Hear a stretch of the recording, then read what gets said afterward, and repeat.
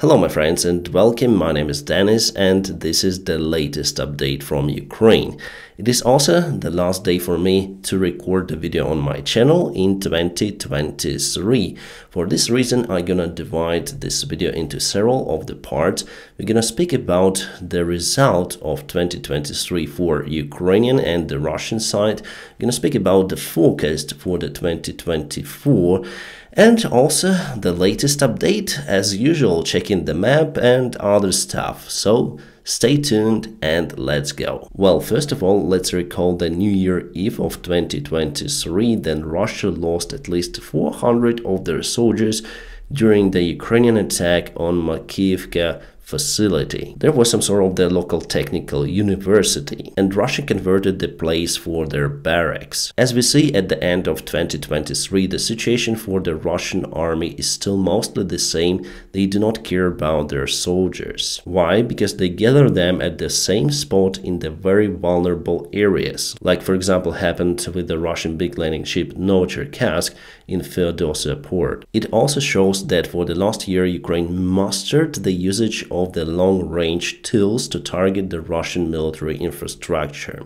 The Ukrainian army has obtained Storm Shadow, Scalp, cruise missiles, and many more tools, including ATACMS. And this is, I think, is actually the biggest Ukrainian success for the 2023. With the help of the cruise missiles and also the drone boats, Ukrainian army was capable to push Russians away from the part of the Black Sea, their usual habitation area for the Russian Marine fleet. Is it a huge achievement for Ukraine? Yes, indeed. Obviously, for the country which is under the constant Russian attacks and which doesn't have the navy. Ukraine took control over the oil towers in the sector, also targeted many of the Russian air defense systems in Crimean Peninsula, the Sevastopol, the Feodosia as we know now, one more attack on the Kerch Bridge, and many kabooms in logistics spots for the Russian army. All of those actions from the Ukrainian side forced Russians to move the vast part of their fleet to Novorossiysk port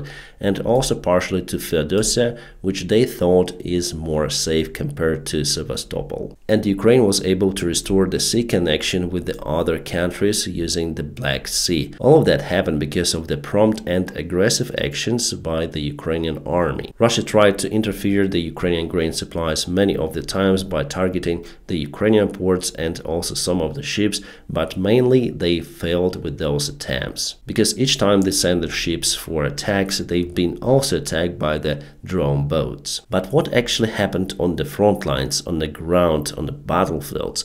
My friends, before we continue with it, let me tell you, yes, about the sponsor and the partner of my channel. The long-term partner. We used to work together for a very long time, almost since the beginning when I started my channel. It is the Atlas VPN. In December, they came out with a Christmas deal that was made especially for my followers, where you may get the Atlas VPN just for $149 per month, plus you'll have 12 months extra. It is the best deal from all of the premium VPNs out there. And let me tell you why. It has military encryption standards, strongly securing your data and your devices from being reached by government, unwanted ads, and also hackers. I use the VPN all of the time, and for me personally, Atlas VPN is the best VPN out there. It has a security breach device monitoring feature, so it alerts me that someone tries to reach my device. Then I use the public Wi-Fi. Then I see that message, I disconnect from that public Wi-Fi. Atlas VPN is very fast. It guarantees you the best streaming connection, then you watch movies on Netflix. And also by changing your virtual location, you may get access to watch all of the movies, all of the series on Netflix platform. So my friends, please check out my personal link in the video description just below or scan the QR code available on the screen, where you may get the Atlas VPN Premium just for $149 per month plus 12 months extra. Awesome deal made for my followers, and you'll not find the cheapest price for this quality of the product. I usually do not announce it on my channel, but Atlas VPN really helped a lot, not just for me, but for the people whom I know and who are fighting in Ukraine. So Atlas VPN, thank you so much for sponsoring my channel. Stay awesome. Alright, now let's return to the frontline map. This is the change for the 2023. The blue color shows the gains of the Russian army, the yellow shows the gains of Ukraine. The Ukrainian army has liberated 523 square kilometers, the Russian army captured 587 square kilometers, mostly over here in the Bakhmut area with the help of the Wagner forces. Obviously, the front lines are boiling each day, so it's very hard to tell precisely by each kilometer, but the general idea probably you get. The front lines do not change a lot, and mostly the gains of two of the sides are the same. Well, the main difference, I guess, is that Russia was able to occupy the city of Bakhmut, and Ukraine wasn't able to propel with a counterattack towards Tokmak and Melitopol. That was the plan. It has been openly announced recently by the Ukrainian Army Command that indeed Ukraine planned the massive counterattack, and the military management didn't expect that the Russian defense would hold that strong. That is why we might say that well-advertised campaign of the Ukrainian counterattack and the counterattack itself on the south failed. Especially we saw it in this area of Oryhiev, where for the first time people around the world were shocked about the ambushed Ukrainian convoy full of Leopards and Bradleys. Those vehicles haven't even reached the front lines. What we know for now is that Ukraine sent the soldiers to be trained in the NATO camps according to the NATO standards. Our guys who got the battle experience before, for example from Magura battalion, they've got the best training, they got the best tools to conduct their missions, but they failed. It was the first sign that something is wrong with the planning of this counteroffensive. The previous year, 2022, told us that Russians usually leave their positions and run under the significant pressure, but this time it didn't work. Russia definitely was prepared for the well-advertised Ukrainian counteroffensive. And we all fall into this informational trap. The information about the counteroffensive was spread from the president's office, from the Ukrainian military command, as something very big, imminent, and for sure successful. So what happened near to Oryhiev was the cold shower for everyone. Luckily, in a short-term perspective, Ukraine was able to change the strategy for assault using much less forces. But you know what? Russia still uses these tactics. They send lots of the forces not looking at their losses. So from this huge mistake, we may see two of the main outcomes. The first one is that the modern-day war is different compared to what it was before in 20th century. The way you use the forces in a modern-day war should be changed. There should be even different training down to the soldiers in the new environment.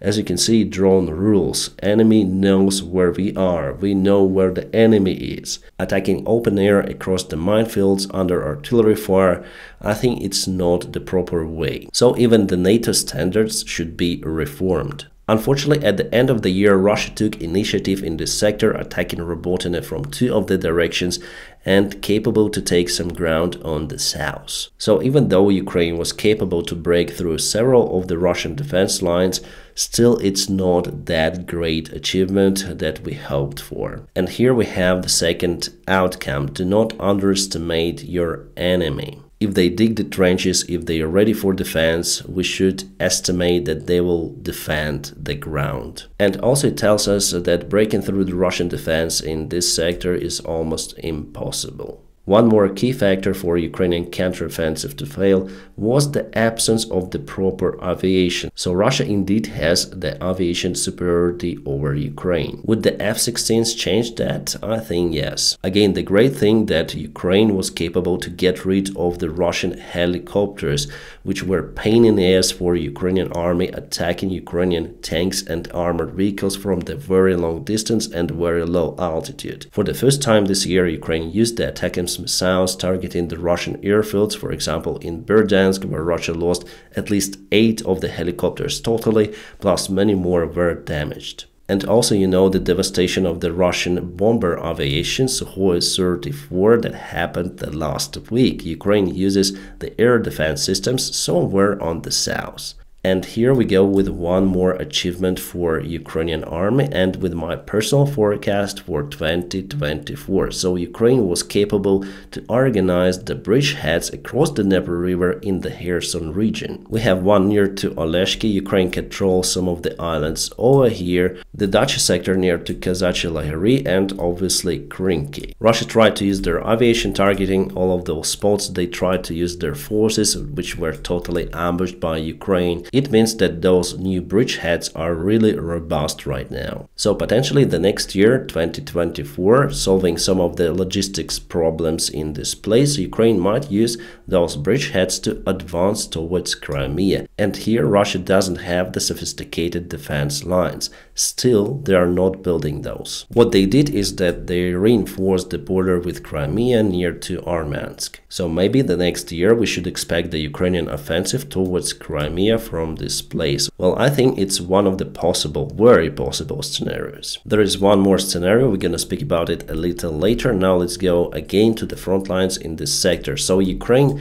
lost Bakhmut the last year. Yes, heavy losses, and later on the Ukrainian army tried even to encircle the Bakhmut city, but that try was unsuccessful, and here you can see Russia has superiority and advantage. The fights were happening here in Berhivka before, and you see how far Russia pushed the Ukrainian army. They almost took Hromovo and Bogdanivka. So from one side, yes, indeed, it's the loss for Ukrainian army. We lost the city, we lost many of the settlements and the ground. The counteroffensive didn't work properly. Our guys did a great job, but still they're fighting against very powerful enemy. But at the same time, the situation in Bakhmut created a great instability inside the Russian Federation. Shoigu, Gerasimov, where is ammunition? Definitely with Prigozhin we were just a few miles away from the unexpected circumstances for the Russian regime and for Russia itself. Still, it is the great mystery probably of the century why he flashed himself in the toilet like that, why he turned back from Moscow. Well, what can I say? It's the history already that happened this year. You can see this year is very dynamic, even though there are not many changes on the front lines as you saw. For me personally, it was fun to review the instability inside the Russian Federation. Then you don't know the next move of Prigozhin,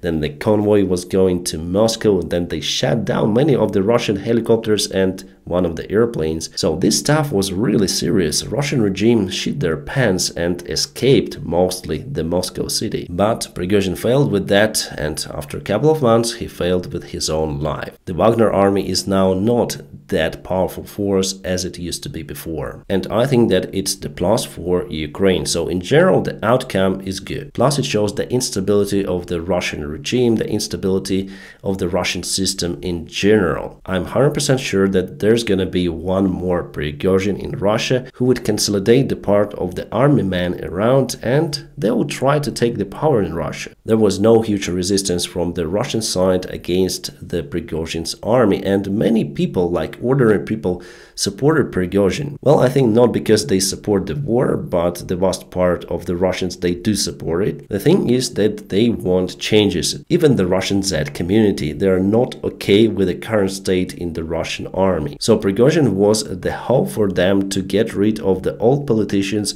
of the Russian corrupt regime and start something new. It didn't work, but it created the hidden forces that would help to collapse the current Russian regime. And all of that was possible because of the Ukrainian resistance in Bakhmut.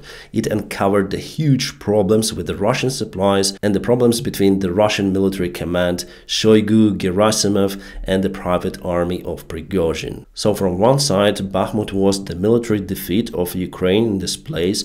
However, from the other side, it was the huge win. At the end of the year, we see that Russia wants to create the second Bakhmut for Ukrainian army in Avdiivka, and maybe finally they would be able to occupy this town. It's not as big as Bakhmut, however, it plays a greater role in defense of the area. But overall, we see the failed strategy of the Russian army using the vast forces attacking like in the Second World War. So without the Wagner commanders, without the Wagner army itself, Russia struggles indeed. The only way they see it is to send more and more forces. Yes, Russia is big, they have many many of the resources, they have lots of the population, but still it's not unlimited. Ukraine in general has many more of those towns around, and Russia is unable to waste thousands of the soldiers per each town or village. It's just crazy. They also took Marinka not long time ago, but again they wasted thousands of their soldiers because the fight for this small village was for many years. This year shows the inability of the Russian army to take the territories and achieve their goals as they want them. 2023 also showed the vulnerability of the Russian army on their own territory. The attacks on the Russian strategic bombers, the attacks on the Pskov airfield with Russian paratroopers. Russia lost many of the oil depots in many of the cities. Even the full-scale war happened on the Russian territory. Remember the Russian Volunteer Corps, together with the Legion of Freedom, how they entered Belgorod Oblast, took some of the settlements and stayed there for a couple of months. Again, it shows that the scale of the war intensifies and expands as well as on the Russian territory. For Russian regime, it would be hard to explain their people why is it happening there, why they heard the explosions, for example, as they heard them today in Belgorod. That was the Ukrainian response on the yesterday's Russian attack on Ukraine, and we're gonna talk about it later in this video. From the political perspective, I think this year was less successful for Ukraine compared to 2022. We see that it is harder to propel some of the decisions which are crucial for Ukraine, especially with the military support.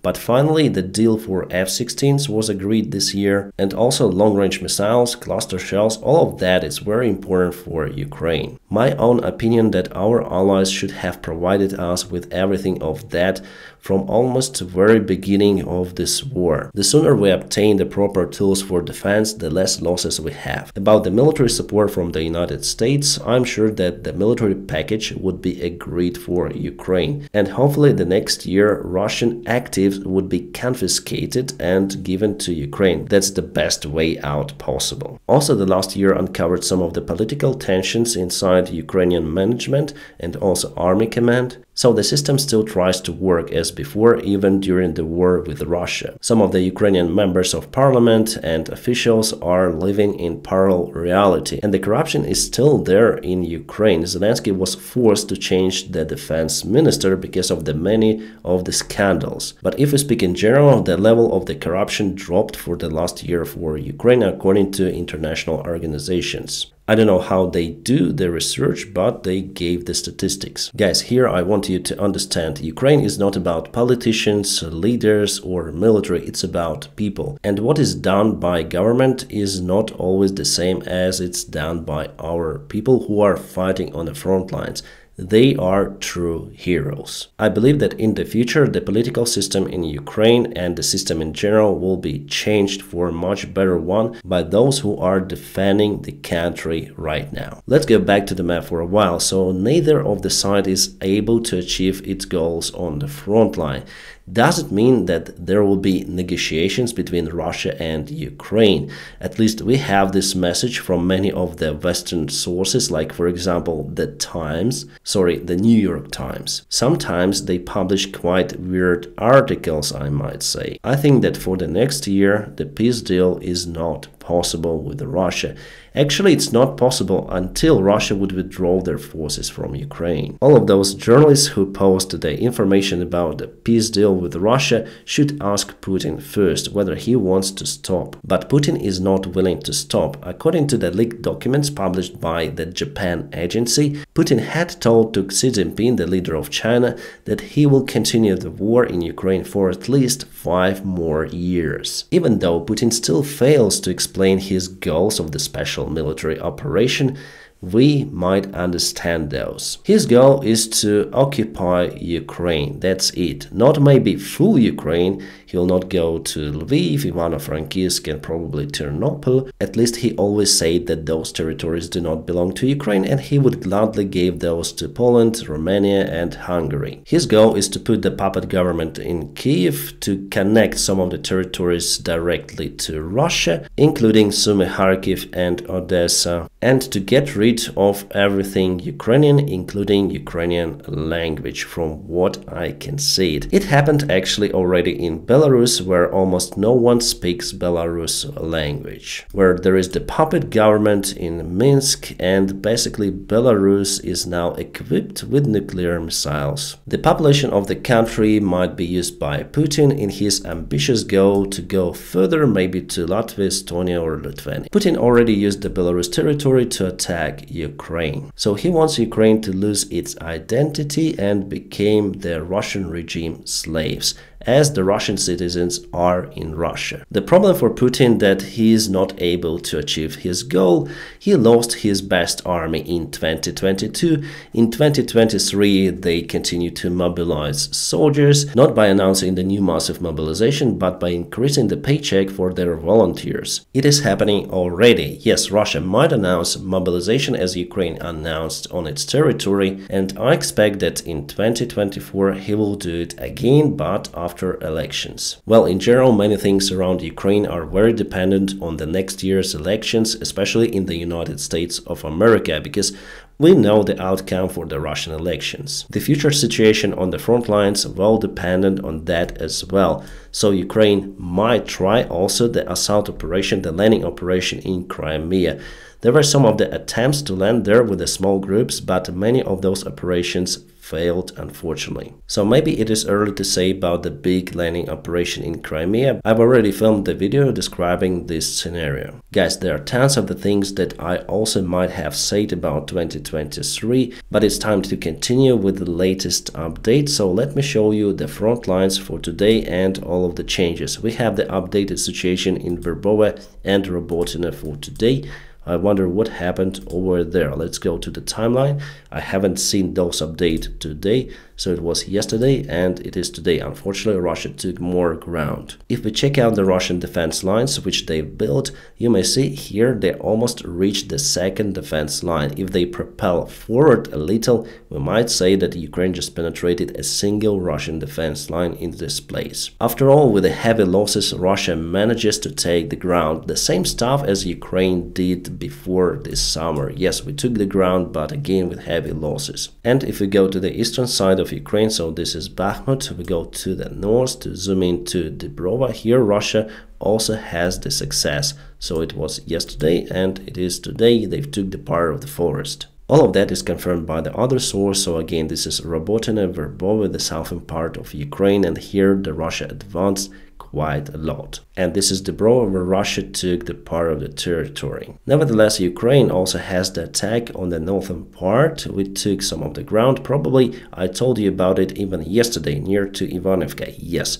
we have the confirmation about it. Some of the drone images from the places Ukraine again uses the HIMARS munition to target the Russian artillery. As you can see, Russia tries to hide most of their equipment in the forests. So this is before the strike and this is after. It is the Russian Msta-S self-propelled artillery system. Avdiivka, everything is stable. 3 of the Russian armored vehicles tried to assault and were ambushed today. My friends, I'll share this video on my Telegram channel.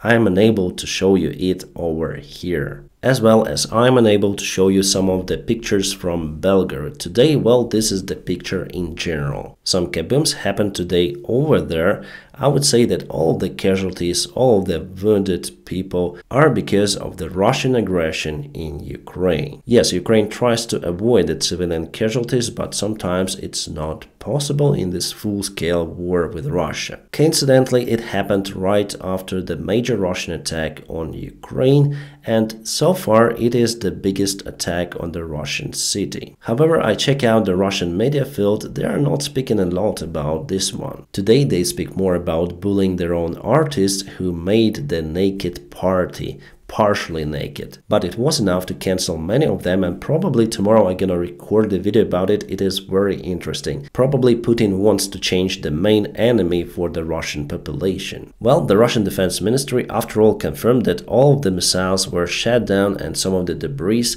went on the residential area. Several of the warheads, after being shot down, occasionally landed in Belgorod city, causing devastations and some of the casualties. They admitted it themselves. About Belgorod, the more Russia attacks Ukrainian cities, the more it will have those kind of the responses. Alright, let's speak about the Russian and Ukrainian army losses in Avdiivka only.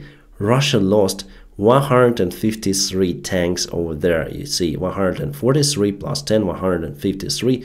So totally they lost 446 vehicles. Here we go with the Ukraine, 15 of the tanks and totally 31 vehicles. The ratio of losses is 1 to 13. I think that it is happening for the first time in the modern human history. I mean, those losses are crazy. This evening, Russia launched one more rocket attack on Ukraine, targeting the big hotel in the Kharkiv city. Many of the international journalists stayed there. One of the UK journalists, as it was reported, got wounds, and totally 26 people for this hour were delivered to hospitals. So I guess that tomorrow Ukraine will respond again. You know, my friends, it happened 1 year ago. Alexander Matsievsky, one of many of the Ukrainian soldiers, was captured by Russians near to his range. He was unarmed and was smoking his cigarette, understanding that probably Russians are going to capture him.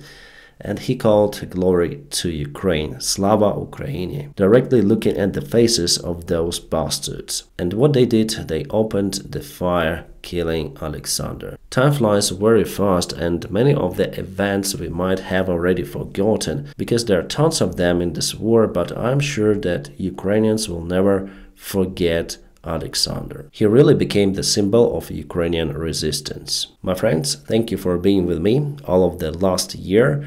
I know that I have the best audience on YouTube. You are awesome. You are not just my followers, you are my friends. Thank you for your dedication, for watching my videos. You are just fantastic. So, see you the next year in 2024. Hopefully, it would be much better for every one of us. As usual, I wish you all a peaceful sky wherever you are and have a great time. Happy New Year!